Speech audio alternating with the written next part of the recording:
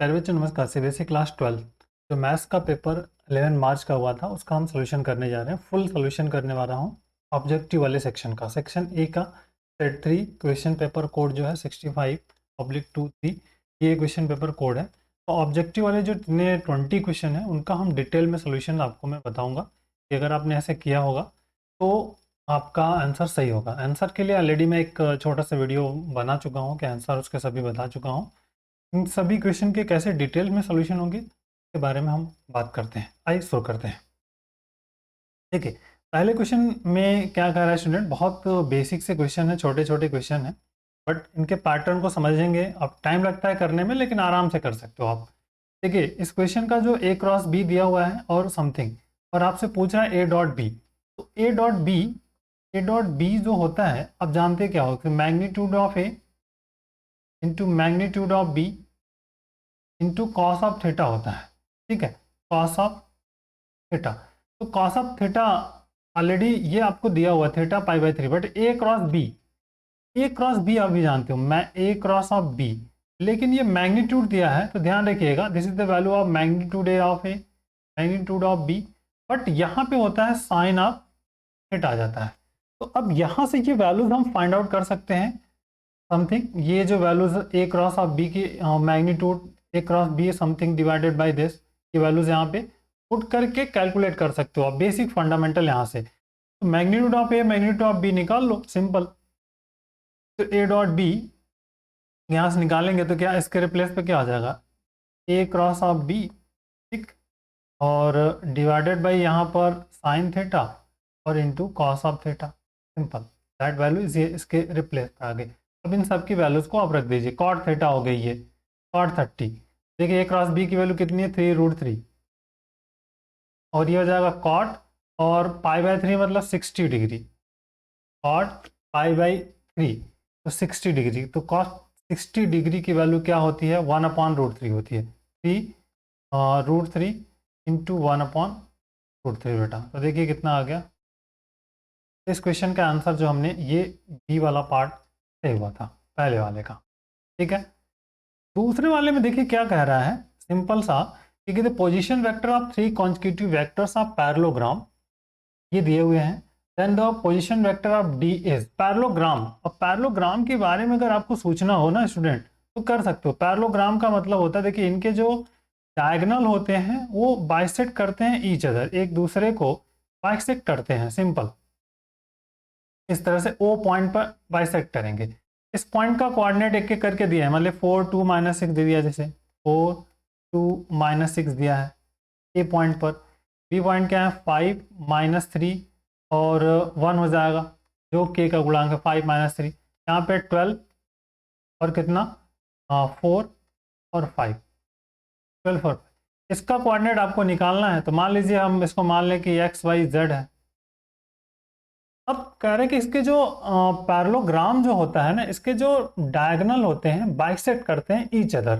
तो सिंपल सा जो मिड पॉइंट का कोऑर्डिनेट होगा, जो ए और डी का मिड पॉइंट होगा, वहीं आपका सी और इसका बी का मिड पॉइंट होगा, सिंपल सा। इस पॉइंट देखिए ए बी सी और डी, इस डी पॉइंट का, तो जो ए और बी का सी का मिड पॉइंट होगा वही क्या होगा, आपका ए बी और डी का मिड पॉइंट होगा, सिंपल सी बात है। तो मिड पॉइंट अब दोनों का आप इस तरह से कर सकते हो कि x+5/2 is equal to 4+12 square plus 12/2, ठीक। 2 से 2 कैंसिल, 12×4 = 16, तो x+5 = 16, x is equal to 11 आ जाएगा, सिंपल। दूसरा y-3, देखिए y-3 इज इक्वल टू क्या आ जाएगा, -2 + 4 2+4 कैंसिल, 4 2 6 3 9, तो y बराबर कितना आ जाएगा 9। तो 11 + 9 i आ गया, ठीक है, 11 + 9 i। इसी तरह जब थर्ड वाले करेंगे तो z+1 यहाँ पर है 1, z+1/2 इज इक्वल टू -6 + 5/2, 2 से 2 कैंसिल, -1 यहाँ बचेगा और इसको इधर लेके जाएंगे तो आ जाएगा z = -2। तो 11 9 -2, तो 11 9 -2, देखिए यहाँ पे है सी थर्ड वाला ऑप्शन। तो बेसिक है, बट इसी तरह से ये लॉजिकल पॉइंट ट्रिक यूज करके आप इन सभी क्वेश्चंस को कर सकते हो। आइए इस वाले क्वेश्चन की बात करते हैं, थर्ड नंबर। अब थर्ड नंबर में स्टूडेंट देखिएगा बहुत इंपॉर्टेंट है फार्मूला। अगर फार्मूला रिमेंबर हो ना तो थर्ड क्वेश्चन कर सकते हो। देखो पी ए माइनस बी दिया है, तो पी ए माइनस बी पहले तो आपको पता होता क्या है, that value is the P A minus P A intersection of B. ये फार्मूला होता है किसका, पी ए माइनस बी का।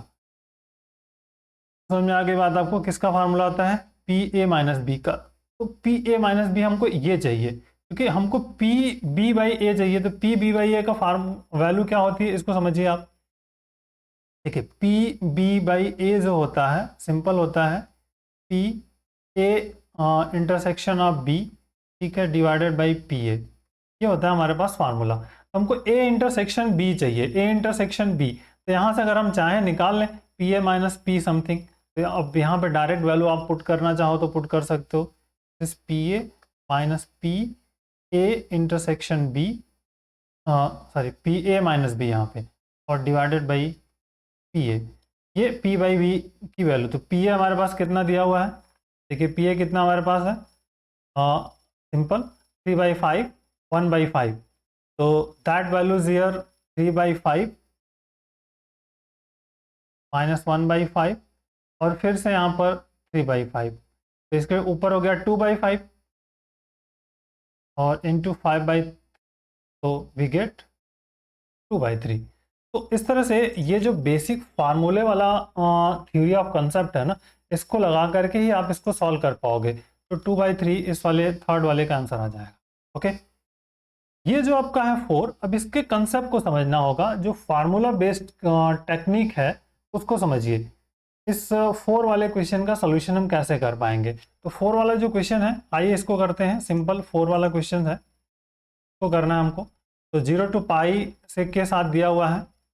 सिंपल 4 का जो क्वेश्चन है 4 देखते हैं। सिंपल एक फार्मूला है यहाँ पे दिया हुआ है, उसी को हमको यहाँ पे रीअरेंज करना है। एक फार्मूला हम जानते हैं 0 to 2a f of x dx is equal to 0 to a f of x dx, बट कंडीशंस हो जाती है कि f of 2a minus x is equal to क्या होना चाहिए स्टूडेंट, f of x होना चाहिए। तो देखिए यहाँ पर सेम कंसेप्ट बेस फार्मूला लगाना है आपको। तो जैसे यहाँ पे दे दिया है कि 0 to 2 pi cos square x d x equal to k, और 0 to π/2 और फिर cos स्क्वायर एक्स। तो π/2 चाहिए सिंपल। तो अब पहले तो हम फर्स्ट वाला फार्मूला लगाएं, 2 पाई माइनस थीटा। अगर 2 पाई माइनस थीटा करते हैं तो कॉस में के टर्म में है तो उतना ही आ जाएगा, मतलब यहाँ पे अप्लाई कर सकते हो। तो यहाँ 0 to पाई लिख सकते हैं, cos square x d x लिख सकते हैं, और के 0 to π/2 and cos square x लिखा जाए। और इसमें से फिर से हम अगर 2 निकालें तो 4, और यहाँ पे आ जाएगा 0 to π/2। देखिए cos पाई माइनस एक्स करेंगे तो cos पाई माइनस एक्स कितना होता है, माइनस cos एक्स, लेकिन स्क्वायर है तो फिर से वही फंक्शन मिल जाएगा। तो this is the important, cos square x d x और इज इक्वल टू के and 0 to π/2 cos square x. तो के इक्वल टू कितना आ जाएगा, 4 आ जाएगा। के इक्वल टू 4 यहाँ से हम फाइंड कर पाएंगे, k equal to 4। That is important, समझ में आ गई बात। इस वाले कंसेप्ट की बात करेंगे। तो देखिए इस वाले कंसेप्ट में अगर हम फाइंड करते हैं डेल्टा, अगर हमको फाइंड करना होता है तो डेल्टा होता है 1/2। इस तरह से हमको लिख सकते हैं। ए पॉइंट दिया है तो ए बी लिख लिया, कोई दिक्कत नहीं। सी डी लिख लिया, कोई दिक्कत नहीं।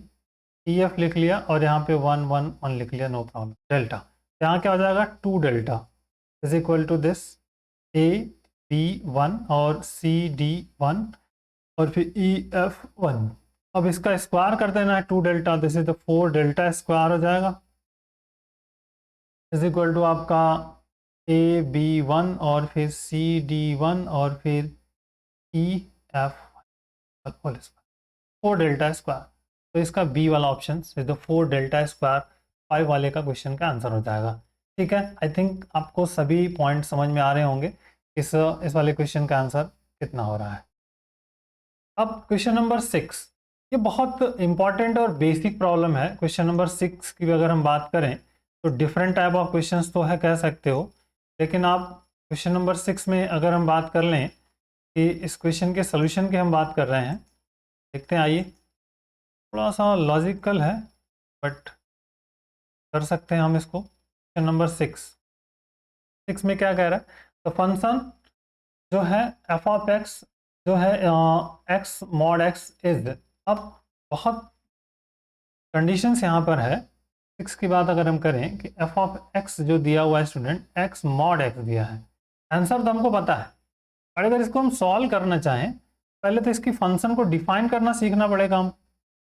फंक्शन एक्स यदि ग्रेटर देन 0 है तो इसकी वैल्यू एक्स हो जाएगी, मतलब यहाँ पे एक्स स्क्वायर हो जाएगा। एक्स लेस देन 0 है तो इसकी वैल्यू हो जाएगी माइनस एक्स। ठीक है, मतलब क्या होता है कि मॉड ऑफ एक्स जो होता है वो एक्स होता है जब x greater than equal to 0, और माइनस एक्स होता है जब एक्स जब व्हेन एक्स लेस देन 0। तो ये कंडीशन हो जाएगी। और एफ ऑफ 0 यहाँ से हमारे पास 0 निकालने हो जाएगा। लेफ्ट हैंड लिमिट की बात करें, मतलब x लेस देन 0 पर जो फंक्शन की वैल्यू है वो भी 0 आएगी। आप पुट करके देख लीजिए 0 आ जाएगी। राइट हैंड लिमिट्स में जो x ग्रेटर देन 0 है उस पर फंक्शन की वैल्यू भी 0 आएगी। तो ये कॉन्टिन्यूस होगा, it is continuous at x equal to 0। लेकिन कॉन्टिन्यूस होने का मतलब ये नहीं है कि ये डिफरेंशिएबल भी हो जाएगा। तो अब लेफ्ट हैंड डिफरेंशिएबल का जो है, लेफ्ट हैंड साइड या डिफरेंशियबिलिटी आपको चेक करनी होगी।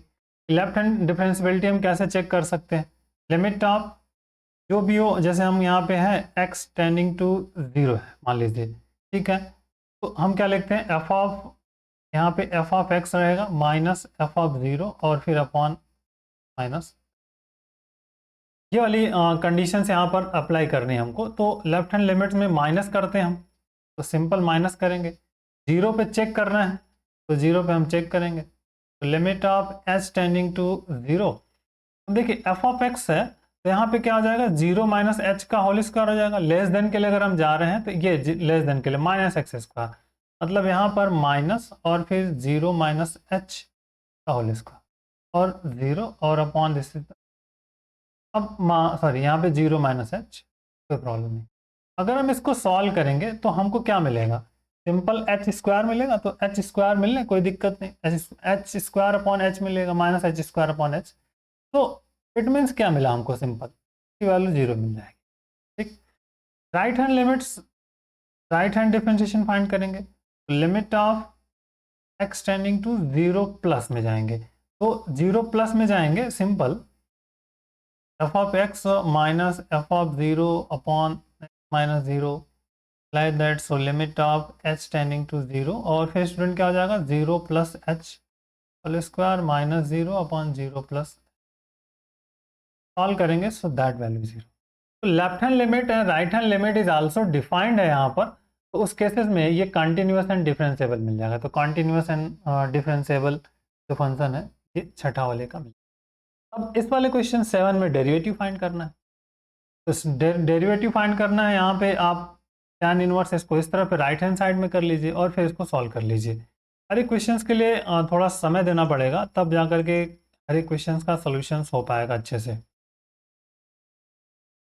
देखिए सिंपल स्टूडेंट 7वां वाले का क्या है, कह रहे कि tan of x plus y upon x minus y है इक्वल टू k है, तो आपको dy अपॉन डी एक्स निकालना। Simple x plus y upon x minus y कर लीजिए और राइट हैंड साइड में क्या आ जाएगा, tan इनवर्स k आ गया, सिंपल। अब डेरिवेटिव्स कर देना, u by v rule apply कर दीजिए, कोई ज़्यादा ताम झाम करना ही नहीं है आपको। तो u बाई वी अप्लाई करिए, तो x माइनस वाई और फिर ऊपर का डिनोमिनेटर इंटू न्यूमरेटर, तो 1 प्लस वाई डैश आ जाएगा, माइनस को करेंगे x simple x plus y और फिर 1 माइनस वाई डैश और इक्वल टू 0 और divided by simple x minus y का क्रॉस मल्टीपल कर दीजिए, कहानी ख़त्म। x माइनस वाई और इनको कलेक्ट करना है, सिंपल सही से करना है आपको। x minus y y dash को कलेक्ट कर रहा हूँ। यहाँ देखिए माइनस से मल्टीपल कर देंगे, यहाँ प्लस हो जाएगा, तो प्लस एक्स प्लस वाई, तो y dash is equal to, अब इन सब को हम इधर लेके चले जा रहे हैं, तो ये अगर यहाँ से लेके जाएंगे तो इस वाले पार्ट की बात करेंगे, तो या फिर इसको हम सॉल्व कर लें, एक और लिख लें, तो यहाँ पे आ जाएगा एक्स माइनस वाई, यहाँ से माइनस एक्स और minus y equal to 0, simple. तो यहाँ से क्या कैंसिल हो जाएगा, y वाला पार्ट हमारा कैंसिल हो जाएगा, तो मिल गया ये 2x वाई डैश, और यहाँ से x वाला कैंसिल हो जाएगा, -2y इक्वल टू 0, तो y dash is equal to y upon x मिल जाएगा। सिंपल, दिस इज द जो 7th वाला क्वेश्चन है, आंसर हमारे पास क्या आ जाएगा, y अपॉन। ठीक है, 8 नंबर की बात अगर हम करें तो देखिए 8 नंबर जो हमारे पास है स्टूडेंट, 8 नंबर क्वेश्चन, यहाँ पर क्या कह रहा है कि आप मैक्सिमम मिनिमम वैल्यूज दी हुई है, और 4 6 पर, और फिर आपका 4 6 पे दिया है, मतलब इस वाले पॉइंट को सेटिस्फाई करेगा, मतलब हमारे पास 4a plus 6y is equal to कितना, 42, और 3a एंड प्लस आप 3a प्लस 2b, मतलब सॉरी 6b यहाँ पे, और यहाँ पे 2b इज इक्वल टू कितना, 19। यदि आप इनको सॉल्व करना है सिंपल, तो आप अगर इस वाले मान लीजिए 1 है और ये 2 है, तो इसमें हम 3 से गुणा करके इसको बराबर कर दें, तो मतलब 9a plus 6b equal to 957, ठीक हो गया। अब इसमें से इसको माइनस कर दे रहे हैं, किस वाले में से, इस वाले पार्ट में से, तो देखिए यहाँ से -5 पे इज इक्वल टू -15, a बराबर 3 आ गया, और इसी तरह a बराबर 3 रख दीजिए, तो b बराबर कितना आ जाएगा, 5 आ जाएगा, इस वाले में रख देंगे, तो a बराबर 3 और b बराबर 5, दैट इज इट। अब इस वाले क्वेश्चन की बात करते हैं, क्वेश्चन नंबर 9। 9 क्या कह रहा है, 9 में देखें मैक्सिमम मिनिमम वैल्यूज आपको यहाँ पे डिफाइन करनी है, तो मैक्सिमम मिनिमम वैल्यू क्या होगी, 0 4 पे अगर हम इस वाले पार्ट की बात करेंगे, तो देखिए z जो है 0 4 पे देखना है, तो 0 4 पे अगर हम रखते हैं, क्या दिया है 30x प्लस 24y, तो जो 0 4 पे देखना है ना, 0 4 पे, तो z की वैल्यू कितनी मिलेगी, यहाँ पे सिंपल ये तो 0 हो गया, प्लस 4 चौक के 16, 4 दूनी 8 है 9, 196 आ जाएगा, ठीक। उसके बाद 0 4 पे आ गया, अब इसके बाद क्या 8 0 पे, 8 और 0 पे देखते हैं, देखें 196 नहीं आएगा, जैसे 96 वाली, ठीक है।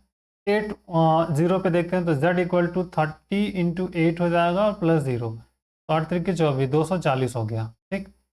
अब फिर क्या देखना है, 20/3 और 4/3 पर z इक्वल टू, तो 30 गुणते 20/3 और प्लस मल्टीपल है, एंड 24 इंटू 4/3, देखिए यहाँ से 10 हो गया, मतलब 200 प्लस, तो कैंसिल कर दिया 8, तो 8 के 32, हो गया 232। अब क्या लिखा है कि maximum value of z, minimum value of z, तो मैक्सिमम वैल्यू कितना है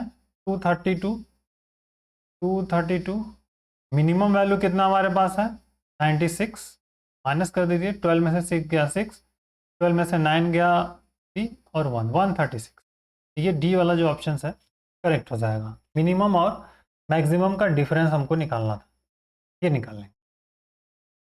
10 नंबर इज आल्सो इम्पॉर्टेंट है, और छोटा सा फार्मूला बेस्ड क्वेश्चन है।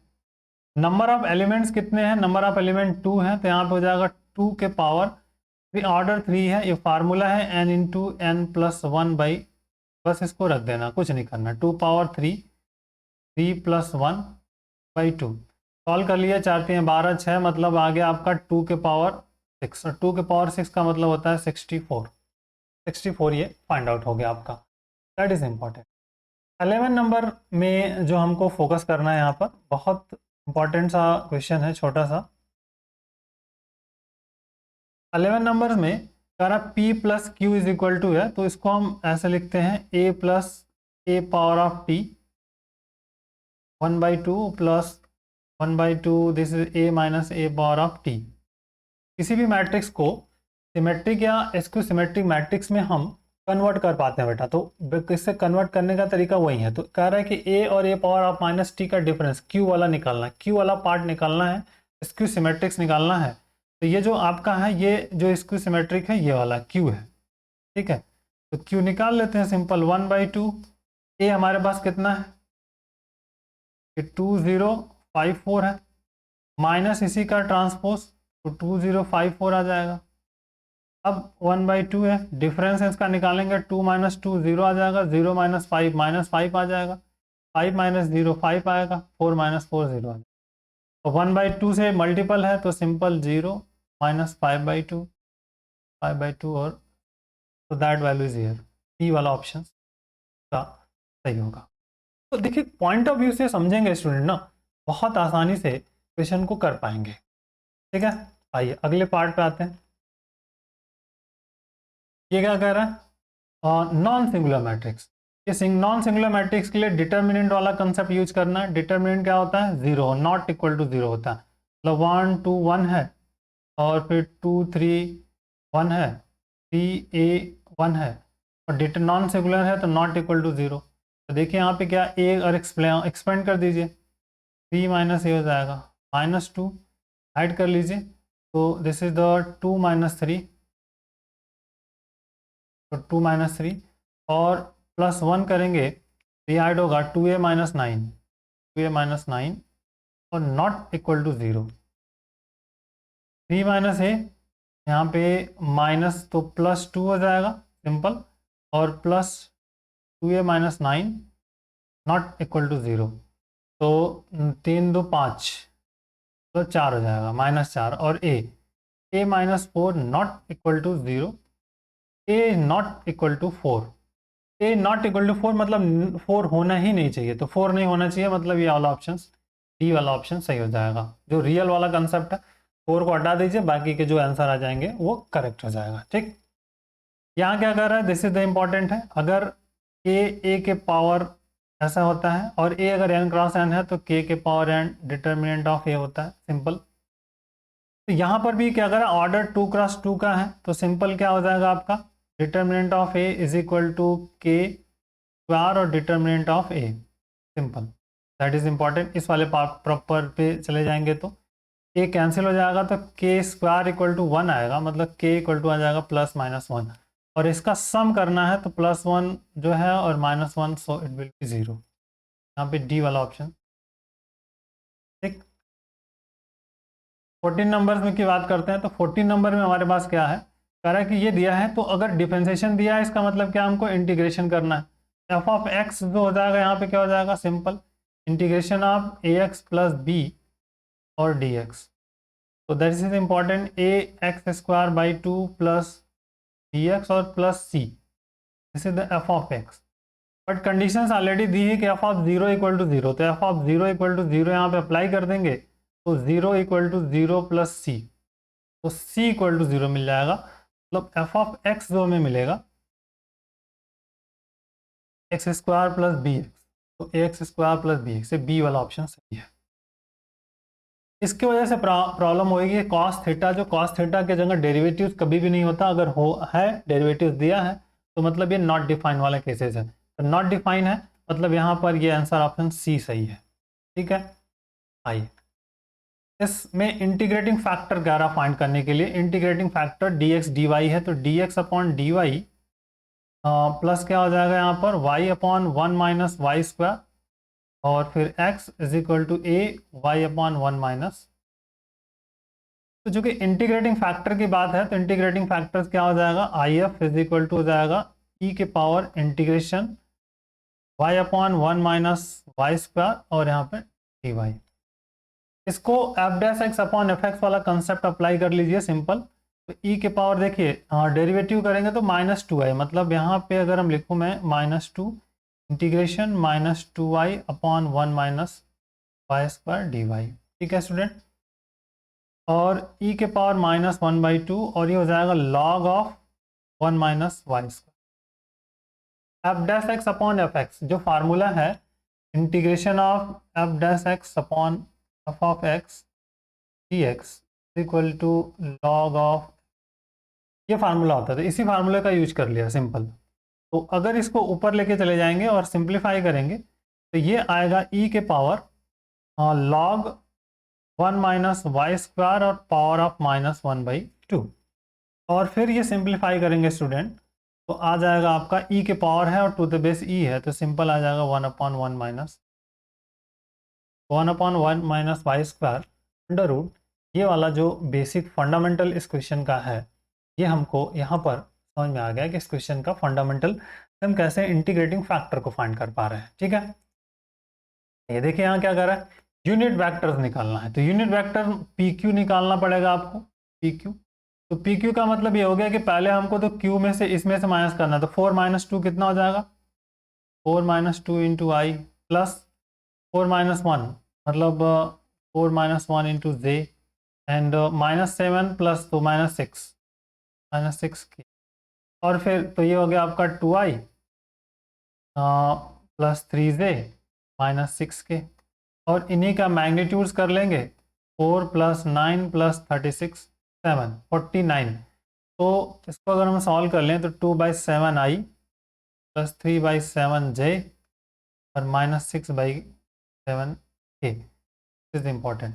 ये डी वाला ऑप्शन क्वेश्चन का सही होगा, लॉजिकल है और बहुत आसान से है। Equation of line passing through the 1 2 3 and something, और बट कह रहा है कि equally inclined to the coordinate axis, angle जो है सेम बना रहे हैं, cos alpha cos beta cos gamma जो है, अल्फा बीटा गामा जो है ना सेम है। अल्फा मतलब इस 18 नंबर के लिए जो हम कह रहे हैं, बात हमारे पास जो बन रही है कि 18 नंबर का सोल्यूशन कैसे होगा, तो कह रहा है कि अल्फा बराबर बीटा बराबर गामा है, इक्वली इंक्लाइंड्स है, तो हम फार्मूला सिंपल जानते हैं, x - x1 मतलब x - 1 upon cos of alpha, y - y1 तो y - 2 upon cos of beta, और z - 3 upon cos of gamma. अब चूंकि ये तीनों बराबर हैं इसलिए ये आपस में बराबर हो जाएंगे 1 1, तो मतलब x - 1 अपॉन 1, y - 2 अपॉन 1 और z - 3 अपॉन 1, तो इसके लिए ऑप्शन डी करेक्ट हो जाएगा। ठीक है, आइए 19 और 20 की बात करते हैं। देखिए ये केस स्टडी छोटे से प्रॉब्लम्स है, रीजन बेस्ड प्रॉब्लम्स होते हैं। तो पहले तो ये देखना है कि cos इनवर्स x जो है ना, तो cos इनवर्स x जो बिलोंग करता है वो 0 से पाई के बीच करता है, तो ये पहला रीजन जो है रॉन्ग हो गया, तो जो r इज फॉल्स। और जो maximum value of cos inverse is pi square, ठीक है कोई दिक्कत नहीं क्योंकि हम 0 to पाई है मैक्सिमम वैल्यू, तो ये इज इम्पॉर्टेंट है, तो ध्यान रखिएगा। तो इसका जो सी वाला ऑप्शन है ये A is true but R is wrong है, ठीक है, आर इज फॉल्स। यहाँ पे देखिए सेकंड वाले में कह रहा है कि cos sum of square of direction of cosine line is 1, मतलब डायरेक्शन कोसाइन, तो cos square alpha plus cos square beta plus cos square gamma is equal to 1 होता है, या l square plus m square plus n square equal to 1, ये आप जानते हो, कोई दिक्कत नहीं। या अब ये तो 1 हो गया, अब इसी को अगर इसी को मॉडिफाई कर दें स्टूडेंट, तो 1 minus sine square alpha 1 minus sine square beta plus 1 minus sine square gamma is equal to 1। Solve करेंगे तो sine square alpha sine square beta plus sine square gamma is equal, तो इससे ये find out हुआ, मतलब दोनों true हैं, both are true and R is the correct explanation of A, मतलब इस वाले ऑप्शन के लिए ए सही हो जाएगा, इस वाले ऑप्शन के लिए सी सही हो। तो that is the basic but छोटे छोटे क्वेश्चन जिनका हमने सोल्यूशन किया, थोड़ा टाइम लगा आपको, 20 क्वेश्चन है तो 20 मिनट्स 20 नंबर के करने में 20 to 35 मिनट्स आपको लग जाएंगे इस तरह के फंडामेंटल क्वेश्चंस को करने में स्टूडेंट। ओके, चलिए तो आगे जब हम इसको सेक्शन बी को करेंगे, सेक्शन सी जो जितने नंबर ऑफ सेक्शन हैं उन सबको धीरे धीरे कर देंगे, जिससे कि आप अपने आंसर को मैच कर सकते हो कि आपने कितने आंसर नंबर के मार्क्स को सही किया है, कहाँ पे मिस्टेक की थी, उसको भी आप फाइंड करने में सफल हो जाओ। ओके, तो take care, thank you, bye bye.